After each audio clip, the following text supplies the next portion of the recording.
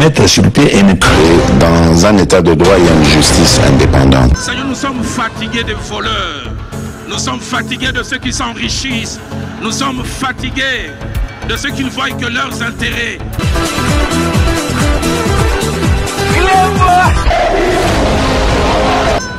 Je m'engage à user de tout ce qui est en mon pouvoir pour que les erreurs du passé ne se reproduisent plus et pour que les actions nécessaires à l'avancement de notre pays soient promptement prises.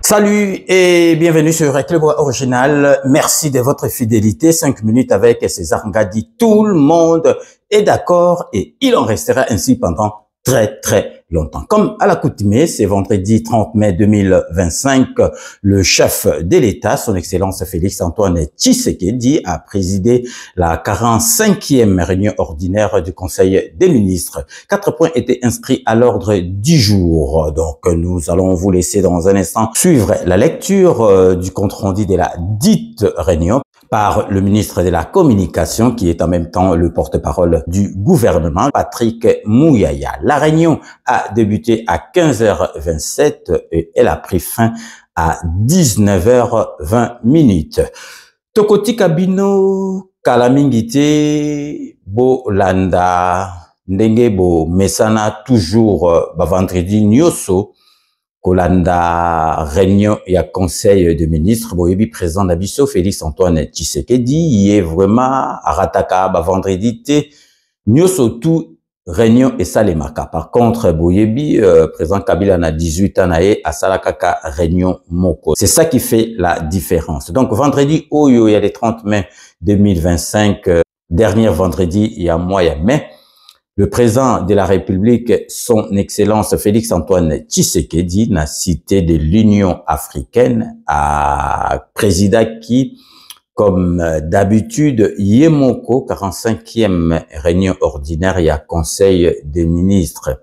4 points, ils qui inscrit à l'ordre du jour. Mais le retour signalé bino na kati ya ba 4 points wana, en tout cas proposition oyo. Ministre Finance Asali ezali malamu mingi donc concernant ba garde ya ba policier oyo ba kengelaka na ba cortège na ba ndaku ba kengelaka ba konzi ya mboka a juger que bazali ebele pe biso mope tozali on kin tozali komona ke za ermoko exagéré soko kuteng na ba cortège ya ba ministre ya membre ya bureau ya Sénat ya parlement ils a vraiment exagéré au moins la civile moko ministre ou bien mutu moko ya gouvernement lem soazana 20 policiers bazolandaye azoleka pe na voiture fumée donc bazomona kutu mutu azana katité de bité ceux qui danger zali nini donc on a ministre ya finance a le batala wana ba réduire en tout cas donc ba policier oyo bazo garder ba autorité de biso donc vraiment nganaza d'accord nango. Donc nous allons vous laisser suivre la lecture du compte rendu de la 45e réunion ordinaire du Conseil des ministres par le porte-parole du gouvernement, ministre de la Communication Patrick Muyaya. Restez donc connectés sur Clébois Original pour la suite de nos programme.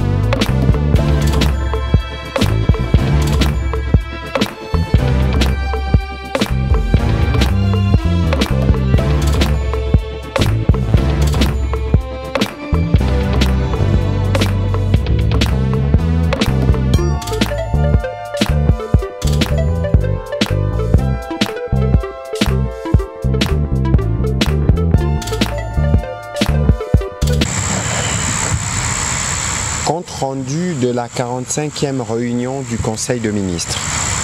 Le président de la République, chef de l'État, Félix Antoine Tshisekedi Tshilombo, a présidé ce vendredi 30 mai 2025 à la Cité de l'Union africaine, la 45e réunion du Conseil de ministres. 4 points étaient inscrits à l'ordre du jour, à savoir 1. Communication du président de la République, chef de l'État. 2. Point d'information. 3. Approbation d'un relevé des décisions de Conseil de ministres. 4. Examen et adoption de textes. La communication du président de la République a porté sur 2 points principaux, à savoir 1. De l'évolution géopolitique et économique mondiale. Le président de la République a commencé par attirer l'attention du Conseil sur une évolution géopolitique et économique majeure qui, bien qu'éloignée, en apparence a des répercussions sur la République démocratique du Congo. L'Organisation mondiale du commerce prévoit désormais une contraction du commerce de 0,2% cette année et le Fonds monétaire international abaisse ses prévisions de croissance mondiale à 2,8% et 3% pour l'année 2026. Parallèlement, les dollars américains se déprécient, reflet d'une perte de confiance dans les marchés obligataires et d'une dynamique accélérée des dédollarisations des échanges.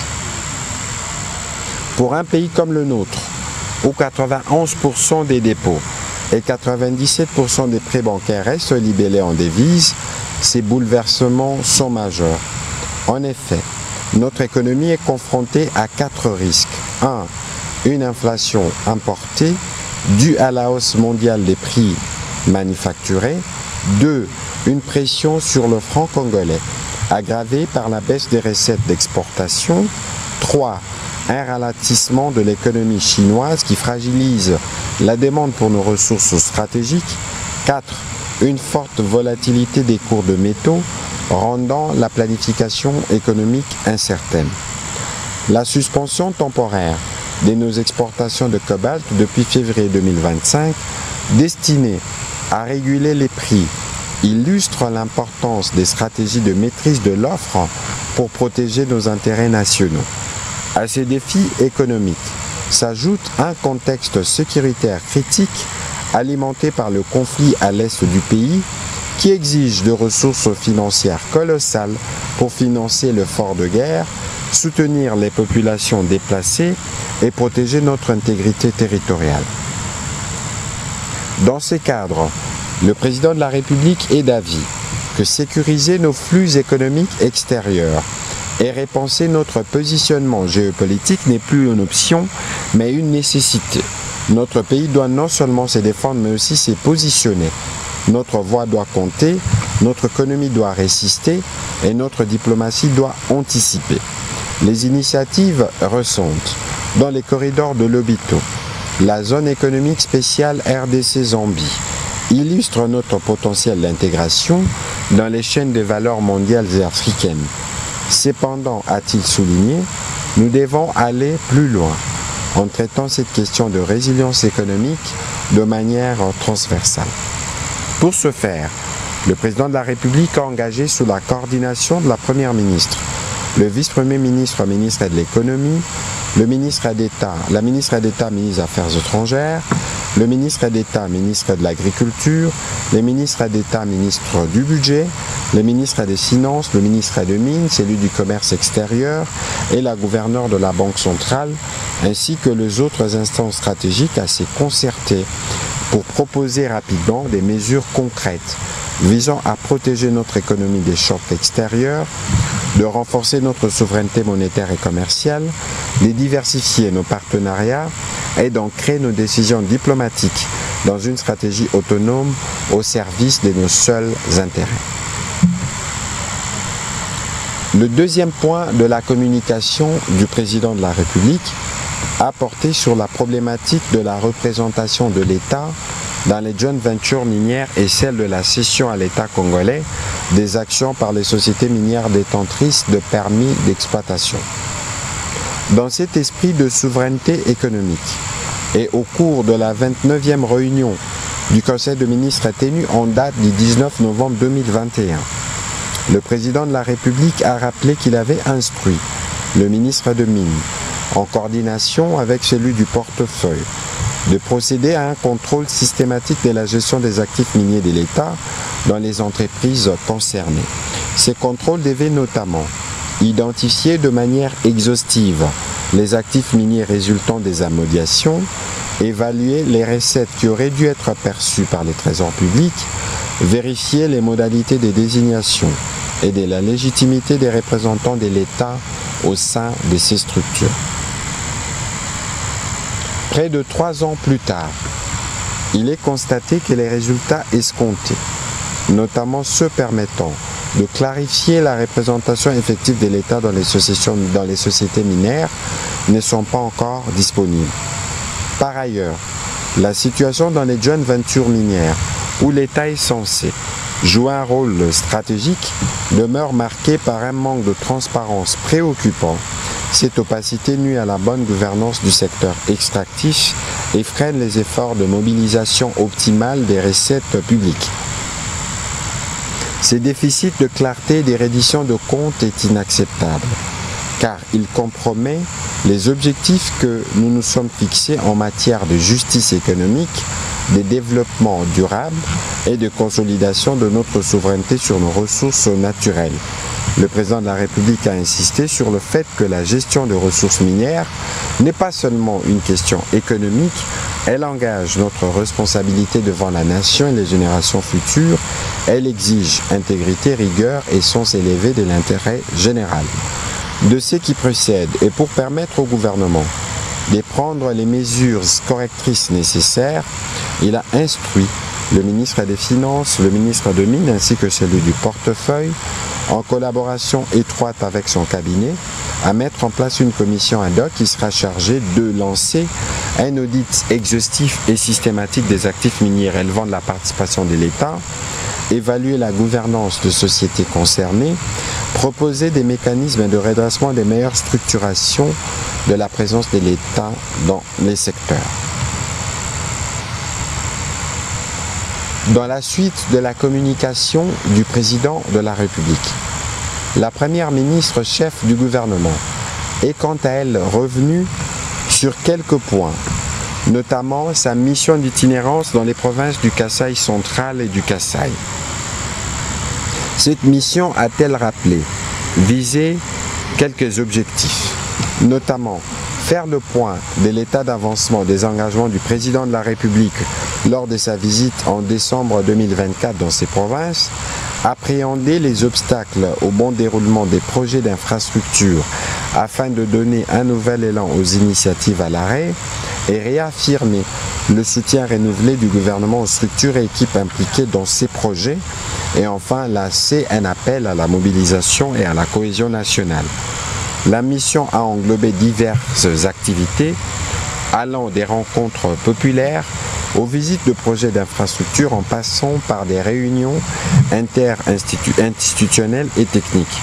À Kananga, par exemple, un accent a été mis sur la relance économique ainsi que celle des infrastructures, notamment les lancements des travaux de la centrale hydroélectrique de Katende, la visite du chantier routier Kananga-Kalambambouji, la visite du projet d'énergie solaire Mégatron et des travaux de modernisation de la voirie urbaine.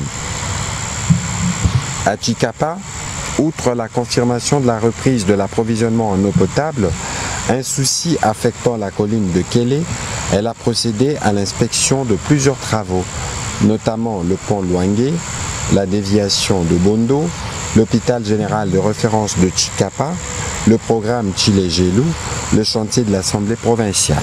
Pour tous ces travaux d'infrastructure et des luttes anti-érosives, elle a instruit le ministre d'État, ministre des Infrastructures, de réunir les structures concernées pour envisager les actions urgentes à entreprendre. Sur un autre chapitre, elle a évoqué les lancements, les jeudis derniers, des travaux du comité de pilotage de la cellule d'impulsion, de coordination et de redevabilité au service de la réussite du programme d'action du gouvernement 2024-2028, laquelle réunion a connu la participation de membres du gouvernement et des partenaires techniques et financiers.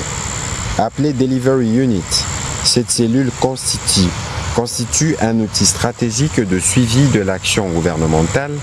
Elle est de ce fait un dispositif de soutien aux membres du gouvernement dans une perspective d'amélioration de performance de l'action publique et d'accélération de la mise en œuvre de réformes ainsi que de projets qui touchent directement la vie de nos populations. Elle a invité tous les ministères à travers leurs services respectifs à travailler avec la Delivery Unit afin d'améliorer le suivi de projets structurants par le gouvernement.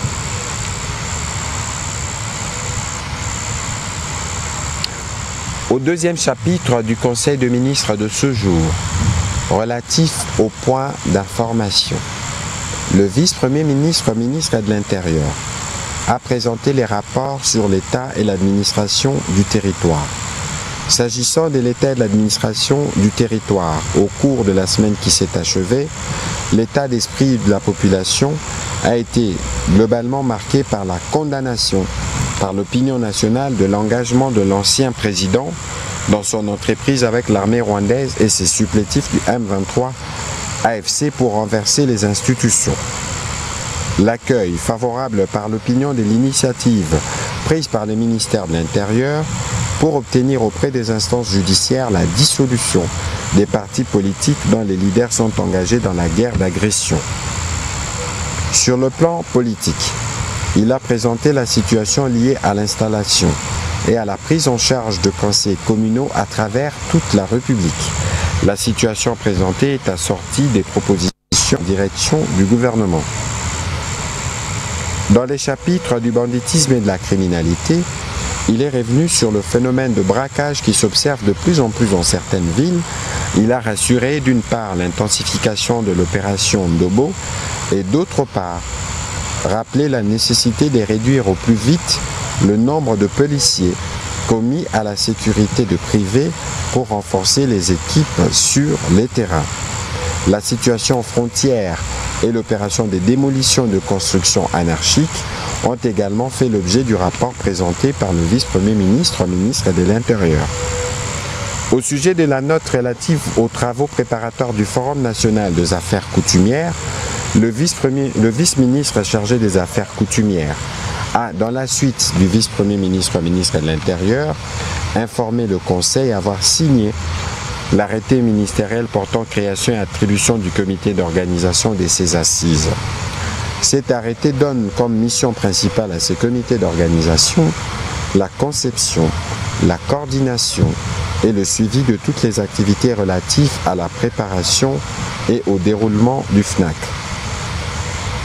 Les principaux participants sont les chefs coutumiers, les administrateurs des territoires, les délégués des gouvernements provinciaux, les ministères sectoriels transversaux, la présidence, la primature, la société civile.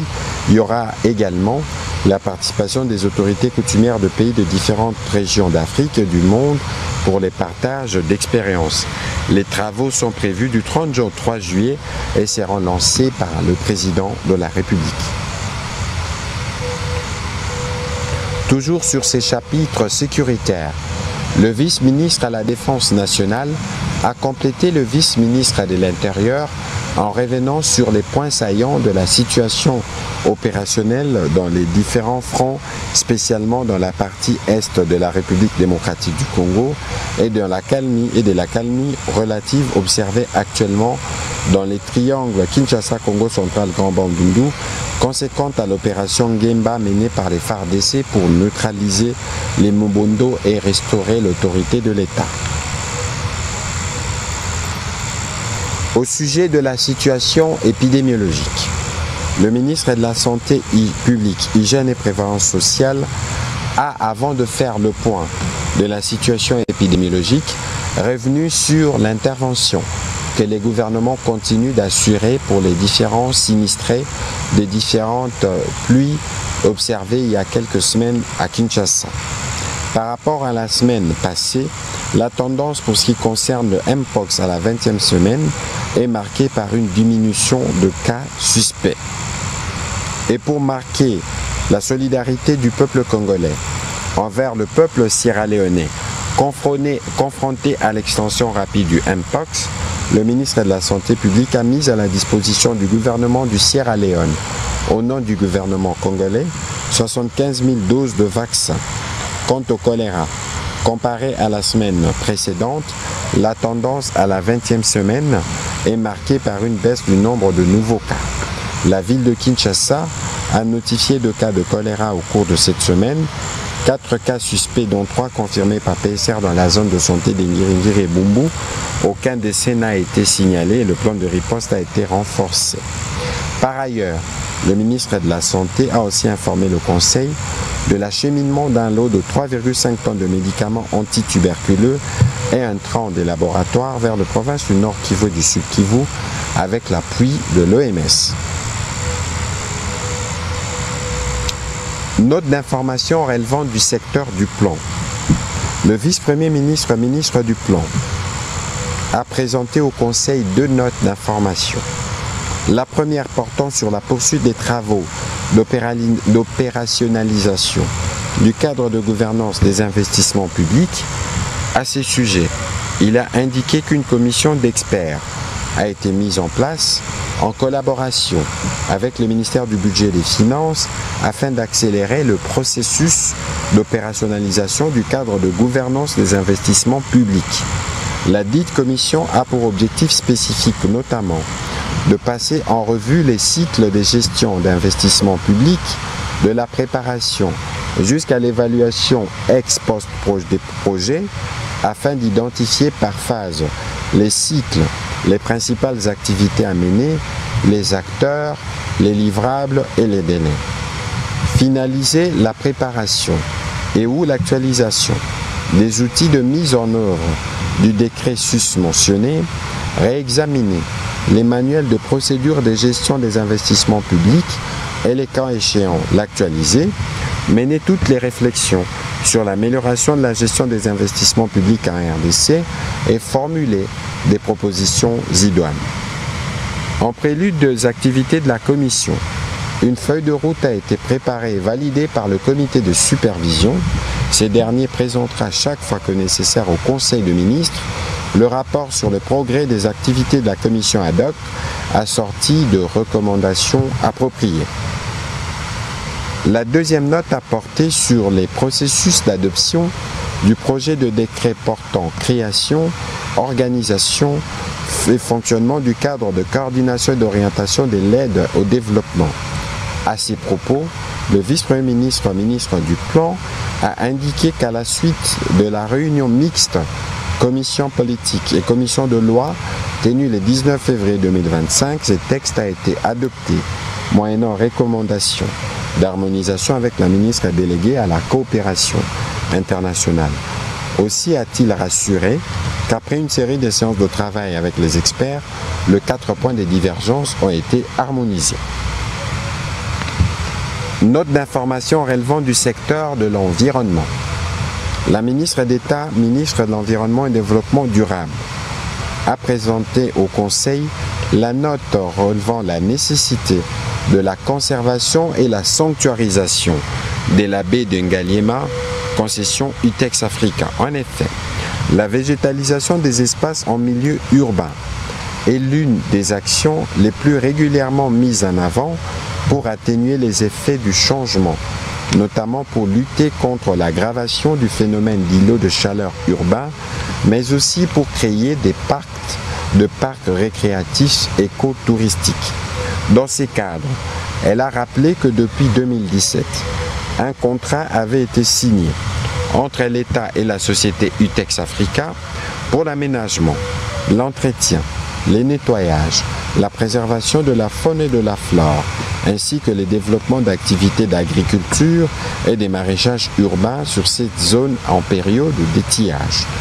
Afin de sauvegarder le thème fragile de la baie de Ngaliema, son ministère, en partenariat avec UTEX Africa au travers son Beltexaf Bilembo, prévoit une série d'aménagements de ces espaces verts naturels à destination touristique, des détentes et des loisirs pour le bien-être de la population quinoise en manque d'espaces verts dont les travaux préparatoires sont en cours. Le lancement officiel est prévu le 5 juin de cette année sur la baie d'Engalema au cours de la célébration de la journée de l'environnement. Le Conseil a pris acte de sa note. Note d'information relevant du secteur de l'aménagement du territoire. Le ministre d'État, ministre de l'aménagement du territoire, a informé le Conseil du rapport de l'évolution du dossier relatif à la formation du GEO-RDC et la mise en place d'un géoportail national. Dans cette optique, les principales actions réalisées au cours du processus de formalisation du GEO-RDC étalé de novembre 2024 à avril 2025 sont les suivantes. La définition de 8 domaines prioritaires pour le développement en République démocratique du Congo, la priorisation des actes d'intervention du GEO-RDC, la mise en place d'un cadre institutionnel et organisationnel, la constitution des 10 groupes de travail dirigés par une cinquantaine de scientifiques et experts provenant de tous les ministères sectoriels et agences publiques intervenant dans les domaines prioritaires. Les prochaines étapes cruciales pour la pleine opérationnalisation du GEO-RDC comprennent notamment l'endossement institutionnel de la feuille de route sous le haut patronage du président de la République, la finalisation de l'opérationnalisation, la mobilisation de partenaires nationaux et internationaux pour la constitution du réseau partenarial du GEO-RDC, les démarrages de la feuille de route prioritaire, les recrutements de consultants internationaux et nationaux afin de bénéficier d'une expertise de pointe et d'assurer un transfert efficace de connaissances. Le ministre d'État, ministre de l'Aménagement du Territoire, a terminé à présenter au Conseil les priorités actuelles pouvant permettre à notre pays d'atteindre les objectifs qui s'est fixés dans ces domaines importants. Le Conseil a pris acte de sa note d'information. Note relevant du secteur de l'énergie. Le ministre des Ressources hydrauliques et électricité a fait le point du projet régional de l'hydroélectrique Ruzizi 3 en cours de développement avec les concours des États membres de la CEPGL, les bailleurs de fonds, des investisseurs privés dont la clôture financière est imminente, afin de permettre à la société projet Ruzizi 3 Energy Limited de mobiliser les fonds nécessaires pour la mise en œuvre des activités capitales restantes de la phase du développement du projet jusqu'à la date de la clôture financière fixée au 30 septembre 2025. Il sera question de signer l'avenant numéro 4, raison pour laquelle il a sollicité l'approbation de la Première ministre. Note d'information relevant du secteur du portefeuille. Le ministre du portefeuille a fait l'état de lieu relatif à la relance des activités à vocation du secteur public agricole, lesquelles disposent d'un potentiel de développement garanti. À savoir 1. Le projet du parc agro-industriel de Bukangalonzo pour la production agricole de grande envergure. Étant donné que l'État congolais a investi des ressources importantes dans la réalisation de ce projet, le ministre du portefeuille a préconisé la mise en place d'une commission mixte interinstitutionnelle afin d'organiser une mission pouvant aboutir à faire un état des lieux qui aborde la question de manière holistique sur l'existant, la gouvernance, l'actionnariat, les états financiers, les engagements vis-à-vis de l'État ainsi que les engagements vis-à-vis de tiers. Cela permettra de pouvoir élaborer un plan de relance sur base des éléments objectifs en vue de rentabiliser l'investissement déjà consenti. 2. Triomphe dans l'objet social et la production des engrais pour appuyer les secteurs agricoles. Il sera question de garantir un financement devant couvrir l'investissement, le fonds de roulement et la trésorerie en vue de relancer cette entreprise et assurer la régularité de son approvisionnement. Au niveau du ministère de l'Agriculture et de la Sécurité alimentaire, de pistes de financement innovantes sont envisagées pour y parvenir. Au demeurant, le ministre du portefeuille a évoqué la nécessité et l'urgence de rendre performantes ces entreprises du portefeuille dont l'objet social correspond à la croissance de la production agricole et pour lesquelles des investissements ont déjà été consentis. L'objectif est de faire face à l'insuffisance de l'offre alimentaire intérieure de produits agricoles de consommation de masse, liée naturellement à la faiblesse de l'investissement dans ces secteurs et l'importation de denrées alimentaires de base pour une facture annuelle moyenne de 1,5 milliard de dollars. Le Conseil a pris acte de sa note d'information. Note d'information relevant du secteur des affaires sociales. La ministre des Affaires sociales, Action humanitaire et solidarité nationale a brossé la situation humanitaire dans la province du Tanganyika suite notamment aux dernières inondations dans la ville de Kalemi. En janvier et avril 2025, de pluies diluviennes dans les zones bordant les rivières Kalemi, Lukuga, Rugumba, Kituku, Lubuye, les lacs Tanganyika et le fleuve Congo, ainsi que leurs principaux affluents, ont provoqué des inondations majeures par un débordement des eaux se déversant dans les bas-fonds de terre où vit la population. Ceci a pour conséquence notamment environ 289 142 personnes, soit 48 190 ménages sont affectés par les inondations dans plusieurs territoires du Tanganyika. Kalemi reste le territoire le plus affecté avec environ 80 000 personnes sinistrées. Cette province est également confrontée à une épidémie de choléra. Actuellement, 9 de 11 zones de santé sont touchées.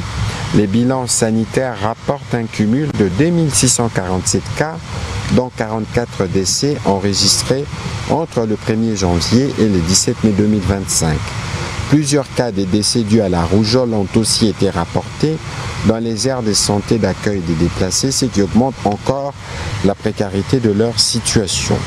Du point de vue matériel, un bilan a été fait. Face à cette situation, le président de la République a instruit le gouvernement de travailler diligemment avec la ministre des Affaires sociales pour que les recommandations qu'elle a formulées puissent être traduites en actes concrets en vue de soulager les populations qui sont affectées. Le Conseil a pris acte de sa note d'information. Dernière note d'information relevant du secteur de la formation professionnelle, le ministre de la formation professionnelle a présenté au Conseil 2 notes d'information. La première portant sur l'institution d'un répertoire national des formateurs de la formation professionnelle. Ce répertoire permettra la reconnaissance et la traçabilité des formateurs compétents et qualifiés, ainsi que des détails contextuels importants les concernant notamment dans les domaines d'expertise. Il sera aussi institué l'octroi d'une licence en formation professionnelle, qui est un document délivré par son ministère ou par un organisme attitré, reconnaissant pour une personne les compétences d'assurer la formation professionnelle pour une durée déterminée selon les filières. C'est une étape importante vers l'institution en cours d'un registre national des formateurs qui est un outil normatif sectoriel stratégique. Il aura un caractère public et sera consultable auprès des services compétents ou des organismes accrédités ou partenaires intéressés par la formation professionnelle.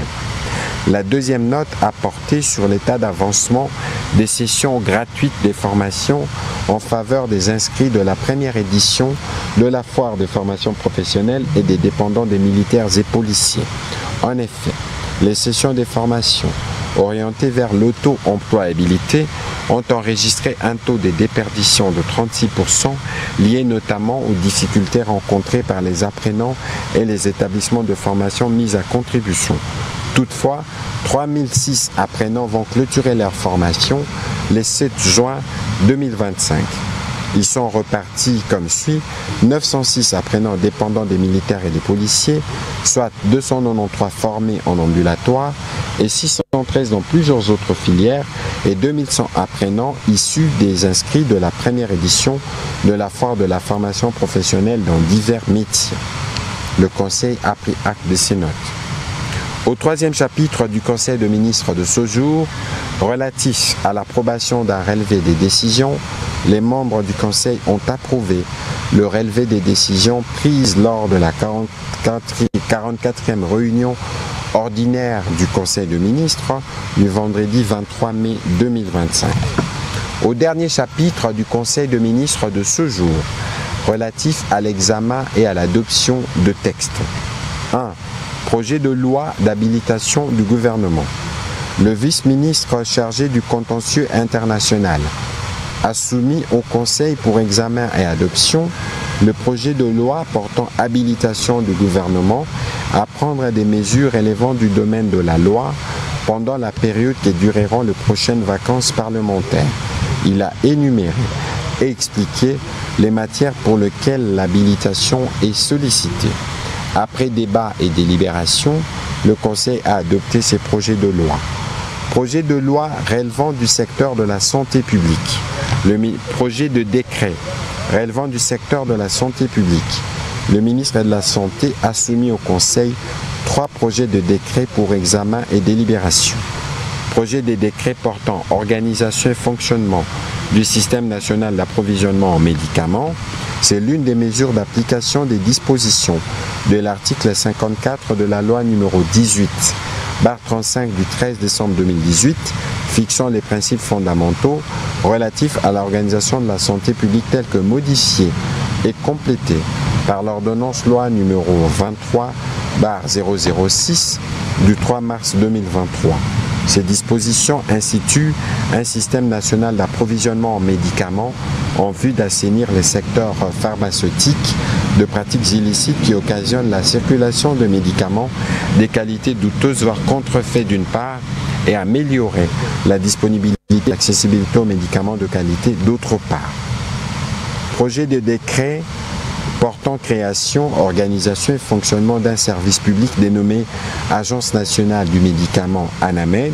Conformément au texte précité, il est également prévu la création de ces services publics en vue de doter les SNAM d'une structure publique qui fait présentement défaut au système.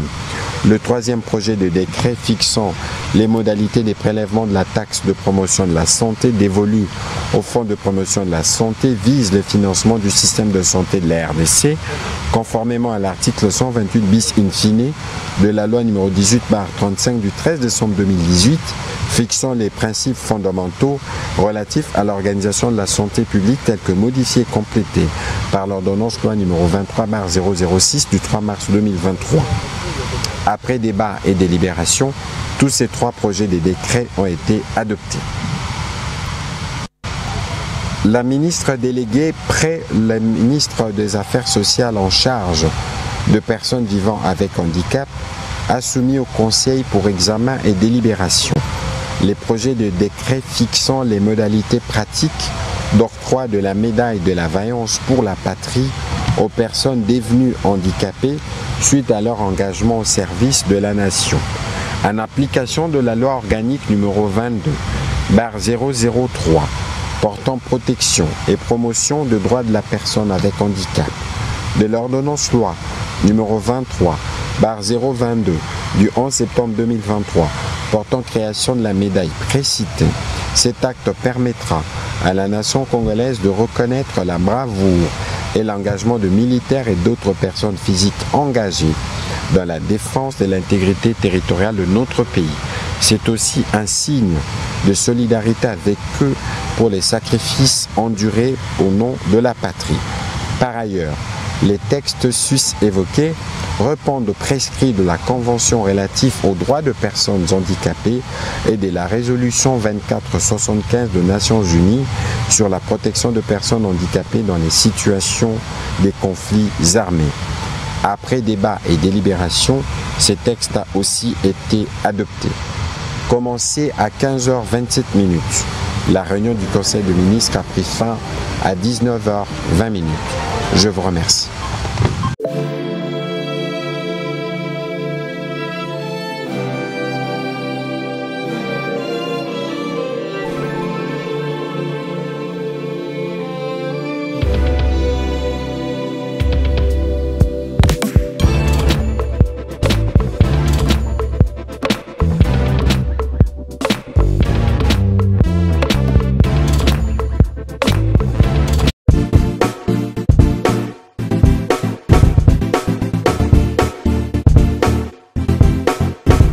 On doit mettre sur pied et dans un état de droit et une justice indépendante. Seigneur, nous sommes fatigués des voleurs. Nous sommes fatigués de ceux qui s'enrichissent. Nous sommes fatigués de ceux qui ne voient que leurs intérêts.